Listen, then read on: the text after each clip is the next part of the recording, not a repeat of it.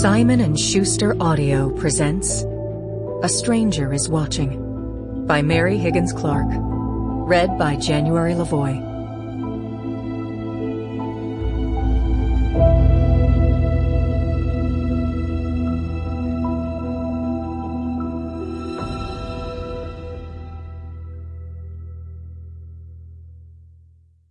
One. He sat perfectly still in front of the television set in room 932 of the Biltmore Hotel. The alarm had gone off at 6, but he was awake long before that. The wind, cold and forbidding, rattled the window panes, and that had been enough to pull him out of the uneasy sleep. The Today Show came on, but he didn't adjust the barely audible sound. He didn't care about the news or the special reports. He just wanted to see the interview.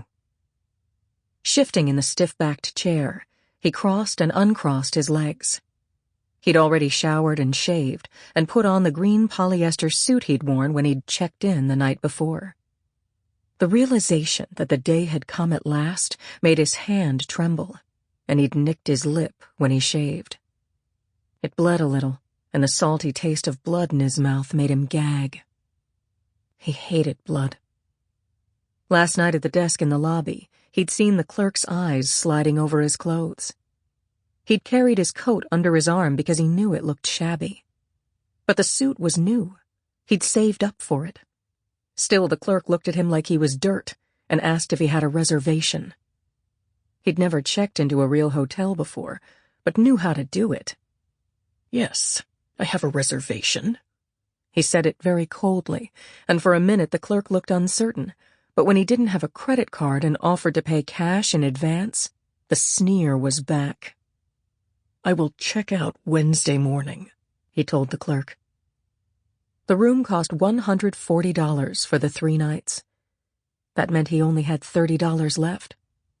But that would be plenty for these few days, and by Wednesday, he'd have $82,000. Her face floated across his mind. He blinked to force it away. Because just as always, the eyes came after it. The eyes like great lamps that followed him, that were always watching him, that never closed. He wished he had another cup of coffee. He'd sent for room service, reading the instructions how to call for it very carefully. He'd had a large pot of coffee and there'd... Sample complete. Ready to continue?